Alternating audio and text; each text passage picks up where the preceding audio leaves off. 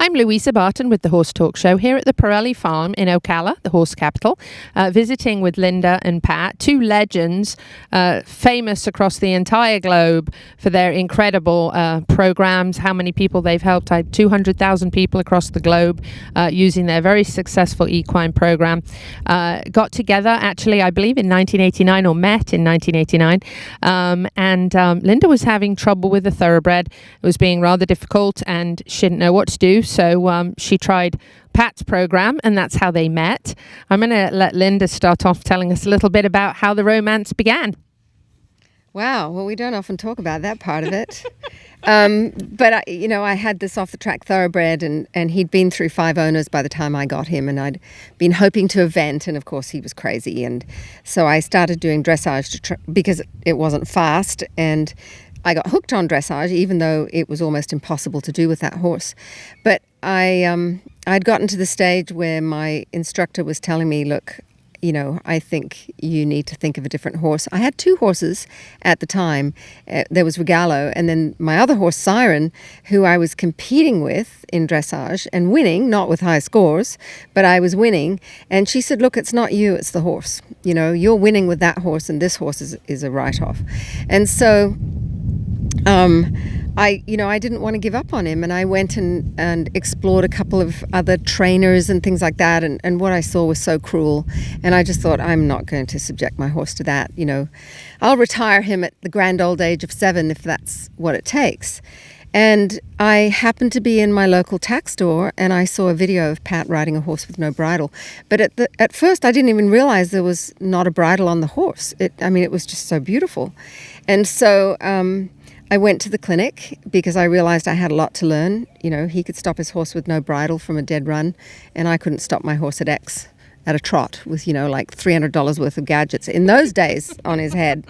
And so I went there, and the first thing that was different was that Pat walked around the parking lot and came and shook each of our hands. He's like, hi, who are you? I'm Pat Parelli, and welcome. And I'm like, this is different, And then we started in the clinic on the ground, and he was just talking horse psychology and prey animals, and not, okay, get on your horse and sit up straight and, do all the stuff that we get in riding lessons. He was really teaching us about the horse.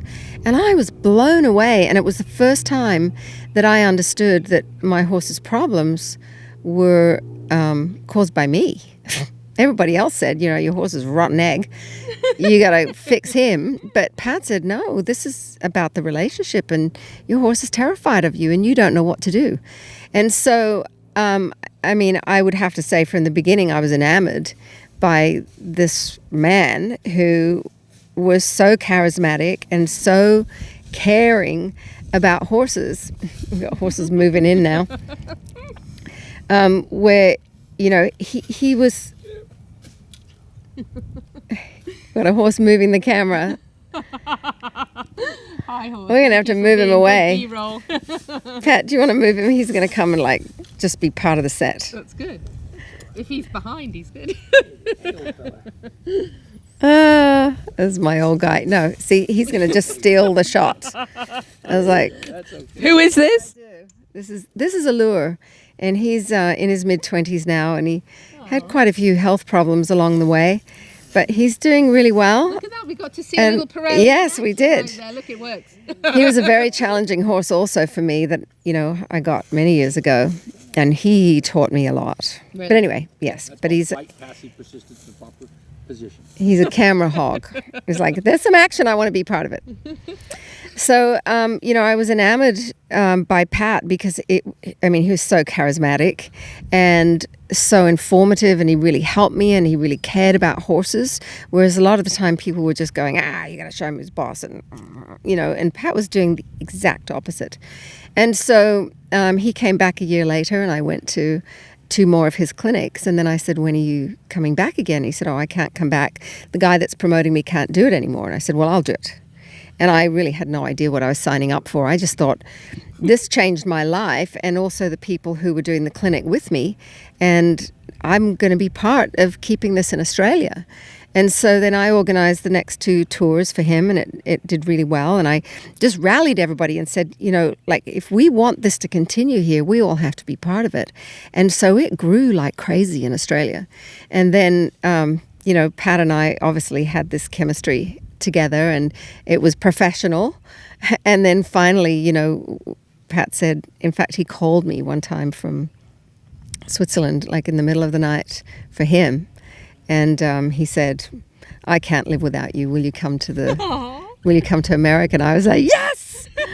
And so that I moved over here in 1993, and it's a great love story, and it's a great success story of everything that we've developed. And he said to me, will you come and help me change the world? And I said, yes. I had no idea what that meant, but I just, I'm in.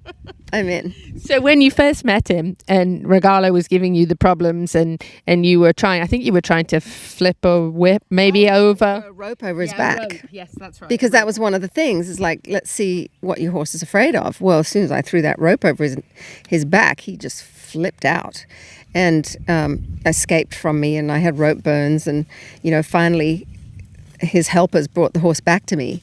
And Pat said to me, now you have to stay with this. He said, I don't care what anybody else is doing. What's really important here is that you get your horse's trust, because he doesn't trust you.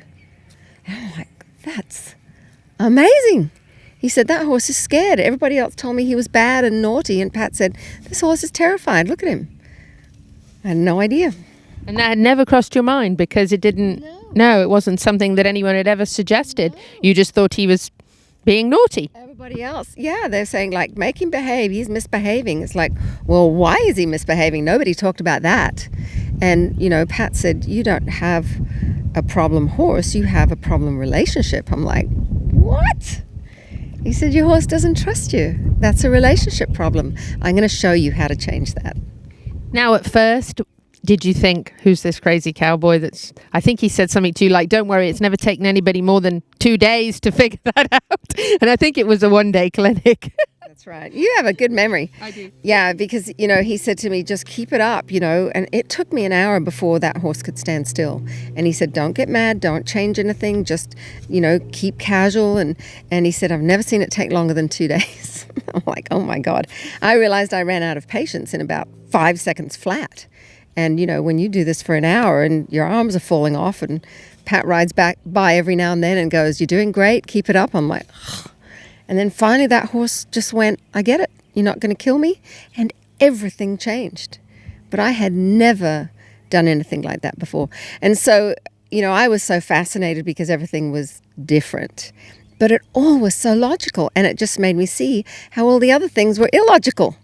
Your horse is, well, we didn't know he was afraid, but he's messing up. So put a bigger bit on him, put a chain over his nose, tie his head down, tie his mouth shut. It's like, and I did all that because that's what everybody did.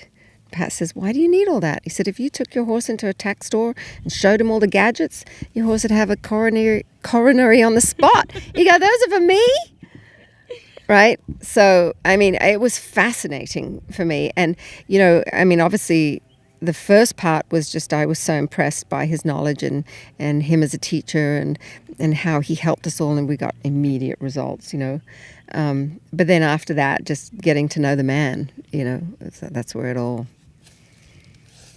took a right turn. Absolutely. So after 89, you met him in 89, you actually didn't come over till 93, but you kept up communication for those few years. Mm-hmm. And, he came back for a couple of clinics, and then I started running his tours over there. And then I set up an office for him in Australia. And when I left Australia to come here, my sister and her husband took it over and ran that business for 9 years in Australia. Now, when you were calling him and you had problems and things, you were making like notes. Did any of that turn out to be the eventual material that you used a lot for the learning tools for the program? In a way, yes. I wouldn't say verbatim, but my learning journey really helped create the program, because it's like, what did I do first and then next, and then where did I go from there, and what were all the steps? Because obviously Pat could do amazing things with horses, but he'd do something and I'd go, well, how do I get from where I am to there? And then we'd have a lot of time together because we were traveling all over the United States, and I'd ask him a million questions. And that's how we then, gradually formed the program.